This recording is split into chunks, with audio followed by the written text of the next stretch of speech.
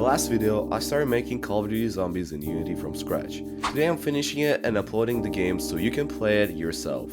But there is a lot to do. New guns, sounds, music, remaking the map, and fixing a few bugs along the way. Today in this video, I'll show you all the challenges I faced and how I managed to get everything done, and at the end, you'll be able to play the game yourself. And yeah, my voice sounds rough today because I'm a little sick.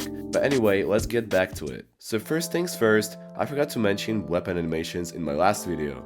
And honestly, these were a pain in the ass. You see, in the last part, I added sway and bobbing effects to the guns, which look great on their own, but when I tried adding actual animations like reloading or shooting, the gun was moving all over the place, never in the front of the player where it's supposed to be. So it took me a while to fix it, but now I know how to deal with this problem easily. Besides that, I also added bullet decals. This will make shooting much more pleasant. And now, the easiest task for me is to add a new gun, so let's add a pistol.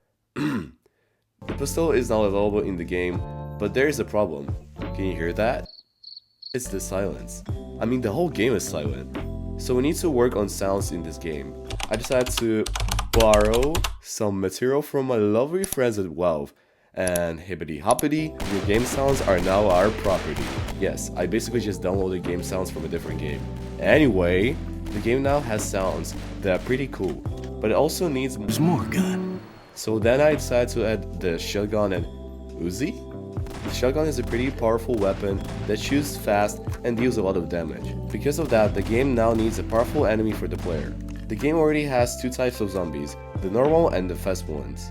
Let's add a fat zombie to counterplay the shotgun. So I added a new type of zombie which seems like in the past ate too much McDonald's.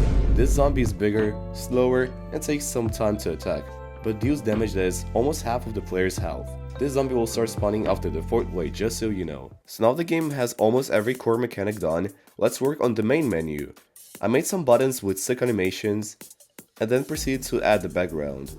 I added the player model which holds almost every weapon except the shotgun which is on the floor. Then I also added zombie, I made their eyes glow because it looks cool, and ta-da! The main menu is done. The only thing left is to add options and credit screens, but that's later, I'm done with that for now. But before we move on, smash the subscribe button now. Only 2.8% of the people who are watching this are subscribed to my channel. Alright, back to my game. Now that the player can start a new game session, let's remake the map. In the previous part, I've already made the map layout, but we need to replace the walls and put in some props, so I made some new 3D models for walls, door frame, obstacles, and props, and then started adding them to the map. Okay, so now that the game has a new remade map with props which will be added a little later, we also got to make this game a little bit more interesting. So of course I added a random chest, it costs $1,000 to be opened, and you have a small chance of getting the most powerful weapon in this game. Now the only things left are adding the player's death. It was pretty easy, pause menu, and some other windows. But wait, what about music? Since we all know my artistic skills from my first Android game that sucked, I want my game to have a little bit better soundtrack. So I asked my friend who has written a lot of music before to make me some soundtracks, and he said, yeah, alright. So I sent him the list of tracks I needed for my game and went to sleep.